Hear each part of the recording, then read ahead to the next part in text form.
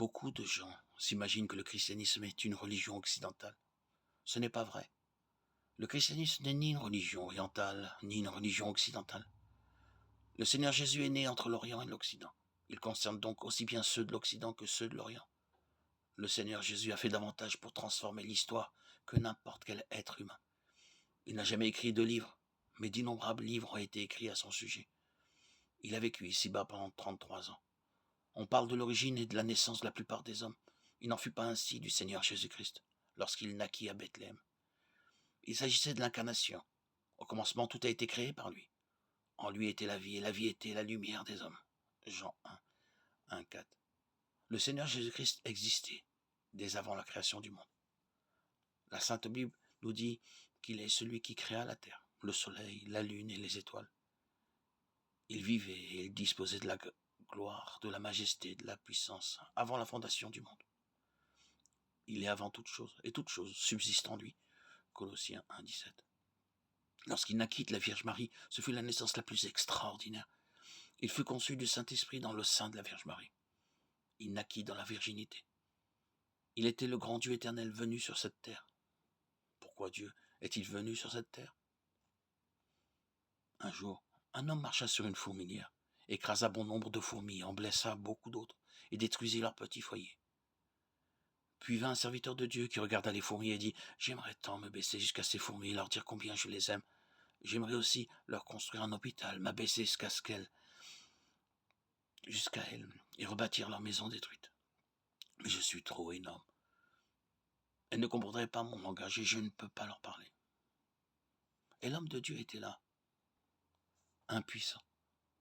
Lorsque Dieu regarda du ciel, il vit comme Satan, comment Satan avait détruit et ruiné l'homme par le péché. Il vit que la méchanceté des hommes était grande sur la terre, et que toutes les pensées de leur cœur se portaient chaque jour uniquement vers le mal. Genèse 6, 5. La terre était pleine de violence, et l'homme s'était corrompu. C'était la conséquence du péché. Dieu dit « Je veux me faire homme et vivre au milieu d'eux ». Aussi Dieu prit la forme d'un homme, lequel existant en forme de Dieu s'est dépouillé lui-même en prenant une forme de serviteur, en devenant semblable aux hommes. Philippiens 2, 6, 7. Comment Dieu s'est-il fait homme? Vous alimentez tous les jours, mais vous ne comprenez pas le processus de la digestion. Lorsqu'un bébé est né, il ne comprend rien à l'embryologie. La plupart d'entre nous ont des appareils de radio, mais ils n'en comprennent pas le fonctionnement. Assurément, je suis incapable de comprendre le mécanisme d'une télévision. De la même façon, je ne comprends pas comment Dieu s'est fait homme. Mais je le crois. Dieu ne désire pas des gens qui comprennent, mais qui croient. Considérons maintenant sa vie et son enseignement. Personne ne peut saisir son amour et sa compassion. Il n'a jamais fait de miracle pour son bien, mais toujours en faveur des autres. Sur la croix, il a prié pour ceux qui ont craché sur lui, qui l'ont tiré par les cheveux, qui ont mis une couronne d'épines sur son front, en l'enfonçant dans sa tête avec des bâtons, qui ont meurtri, lacéré sa chair et percé ses mains et ses pieds, de gros clous cruels sur la croix. Oui, il a prié en faveur de ces hommes méchants. Et il a dit, « Père, pardonne-leur car ils ne savent pas ce qu'ils font. » Luc 23, 34. Ce fut la mort la plus extraordinaire que l'on ait jamais vue. Il n'est pas mort par accident. Ils n'auraient pas pu le tuer s'ils en avaient décidé autrement. C'est intentionnellement et avec un profond désir qu'il est mort. Il est descendu du ciel dans un but précis, mourir sur la croix pour votre péché et pour le mien. Le Père m'aime parce que je donne ma vie, afin de la reprendre. Personne ne me l'ôte, mais je la donne de moi-même. J'ai le pouvoir de la donner, et j'ai le pouvoir de la reprendre. Tel est l'ordre que j'ai reçu de mon Père. Jean 10, 17, 18.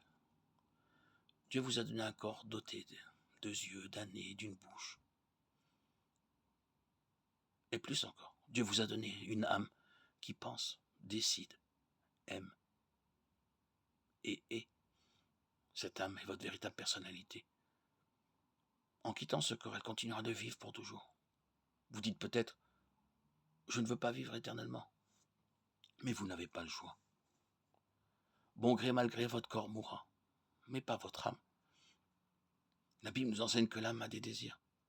Ce sont ces désirs qui incitent les gens à mentir, à voler, à tricher, à haïr, à avoir des préférences, à lutter, à tuer et à être déloyaux.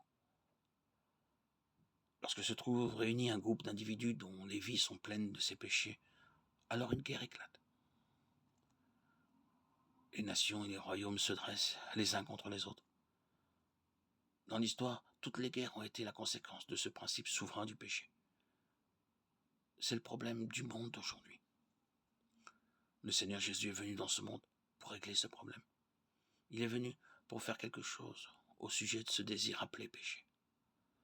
Lorsqu'il est mort sur la croix, Dieu a pris et a mis sur lui vos péchés et les miens. C'est pourquoi le Seigneur Jésus-Christ a dit « Recevez-moi, ayez foi en moi, croyez en moi. Je veux pardonner tous les péchés que vous avez commis. Je veux vous transformer et faire de vous une nouvelle personne. Vous êtes un pécheur, vous avez enfreint les lois de Dieu.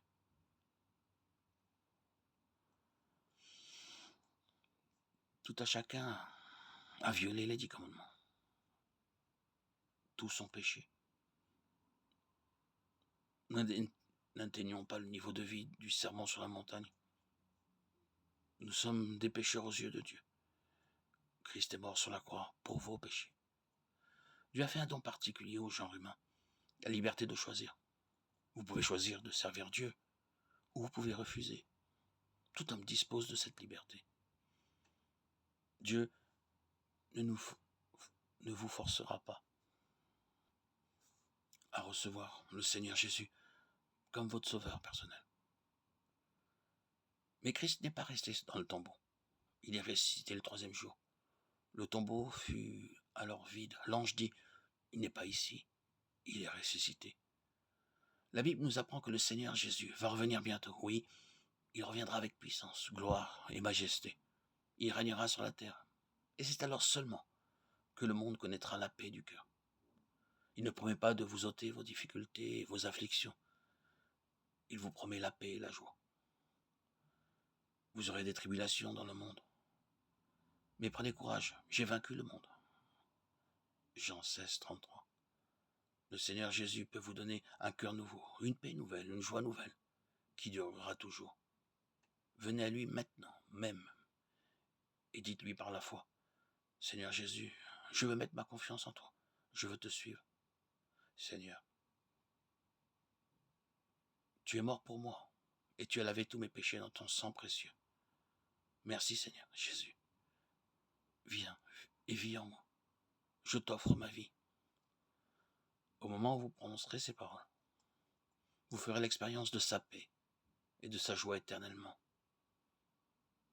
Cette joie éternelle qui se déverse à torrent dans votre cœur par le Saint-Esprit et transforme votre vie à la louange et à la gloire de son nom puissant et précieux.